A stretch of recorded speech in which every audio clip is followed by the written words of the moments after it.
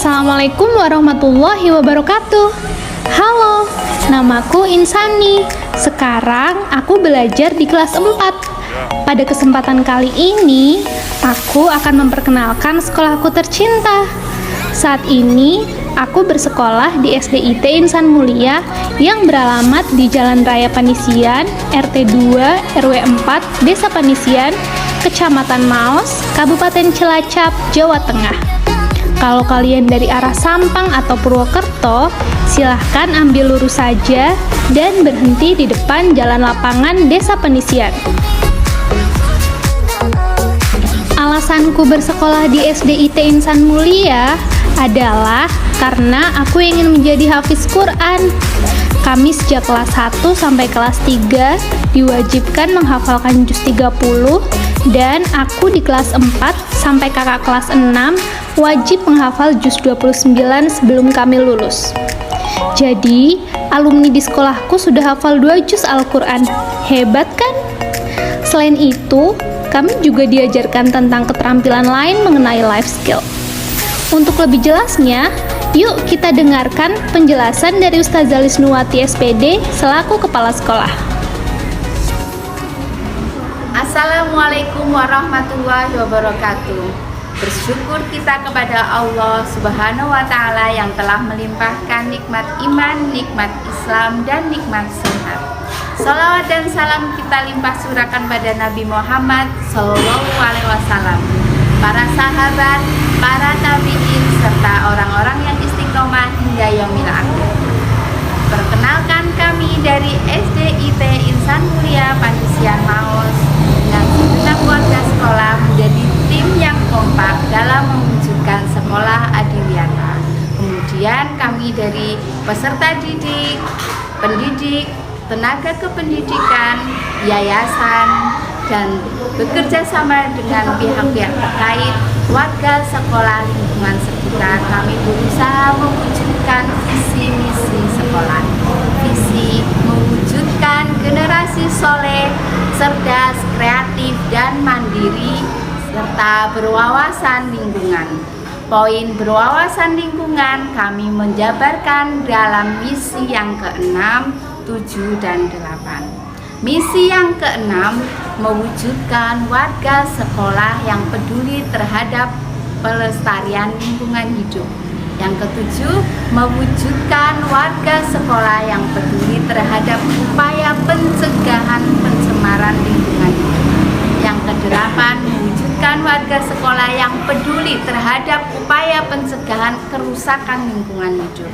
Kemudian kami segenap warga sekolah menerapkan PBLHS, perilaku hidup lingkungan, perilaku berbudaya lingkungan hidup di sekolah. 6 poin, yakni kebersihan, fungsi sanitasi dan drainase. Kami usahakan kedua pengelolaan sampah, yang ketiga penanaman dan pemeliharaan tanaman, konservasi air, konservasi energi, inovasi terhadap terkait PRLH gitu ya.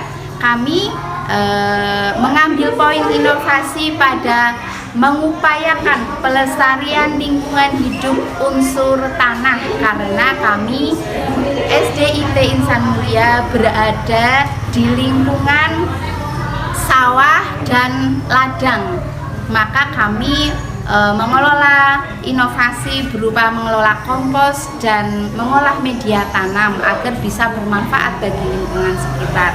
Kemudian bagaimana profil sekolah adiwiyata SDIT Insan Mulia? Mari kita simak bersama profilnya. Terima kasih. Wassalamualaikum warahmatullahi wabarakatuh.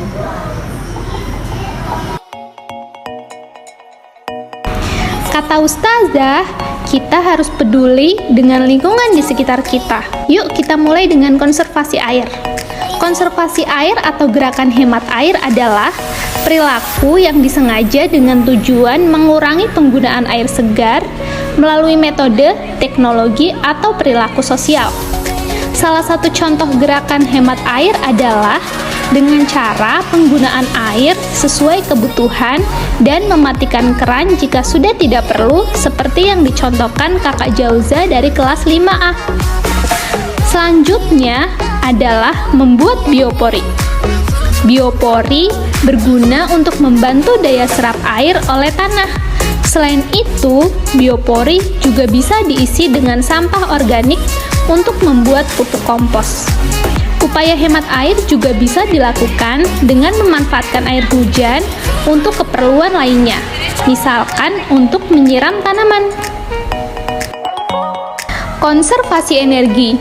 Konservasi energi merupakan tindakan untuk mengurangi jumlah penggunaan energi baru, terbarukan, dan tak terbarukan demi keberlangsungan kehidupan manusia dan lingkungan sekitarnya.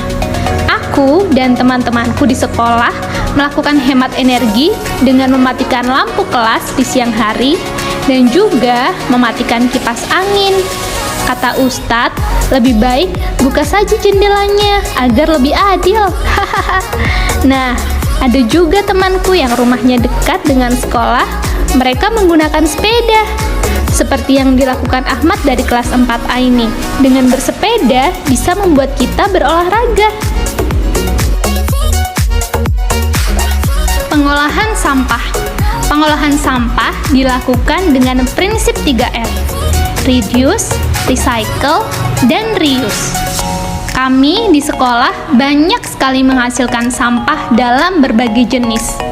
Oleh karena itu, Ustadz dan Ustazah selalu mengingatkan kami untuk membuang sampah sesuai dengan jenisnya, seperti yang sedang dipraktekkan kakak-kakak kelas 5 ini. Kami juga sudah berusaha mengurangi jumlah sampah di sekolah dengan membawa botol minum dan piring sendiri. Dan kami selalu menghabiskan makan siang kami.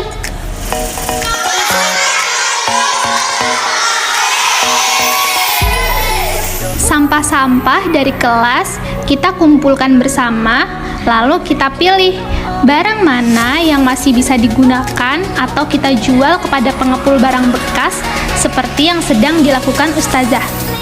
Dan barang bekas yang tidak kita jual ke pengepul bisa kita gunakan untuk keperluan lainnya. Mereka sedang membuat tempat sampah dari ember cat bekas, membuat poster dengan kalender bekas, atau membuat pot bunga dengan botol bekas air mineral. Hasil karya kami biasanya akan dipamerkan dalam acara pameran akhir semester, lalu akan diupload di YouTube. Di sekolah juga ada banyak tanaman. Kata Ustadz, ada sekitar 60 jenis tanaman dan 350 pohon. Banyak bukan? Contohnya, ada tanaman obat-obatan, buah-buahan, bunga, dan sayur-sayuran. Setiap bulan, semua kelas akan melaksanakan gardening. Di saat kegiatan gardening, kita diajari cara membuat media tanam sendiri menggunakan pupuk kompos, pembibitan tanaman, serta merawatnya dengan menggunakan pupuk organik cair yang kita buat sendiri. Setelah itu memanen, contoh hasil panen kita ada buah pisang, buah mangga, mentimun, dan lain sebagainya. Kini kita sudah bisa menanam tanaman sendiri dari rumah.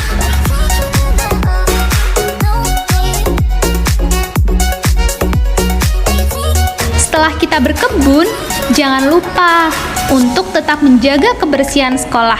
Setiap hari, kami bertugas untuk membersihkan kelas masing-masing sesuai jadwal piket. Dan teman-teman yang lain membantu Ustadz dan Ustazah membersihkan di sekitar lingkungan sekolah.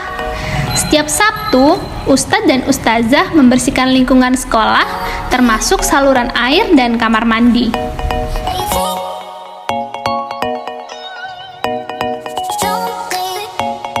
Terakhir adalah inovasi PBLHS di sekolahku.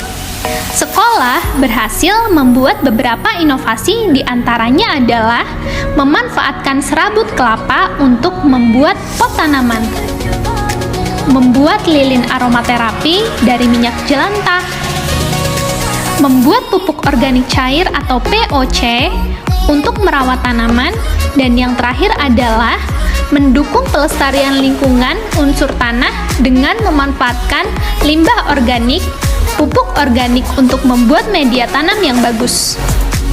Itulah profil sekolahku. Sampai jumpa di kesempatan berikutnya.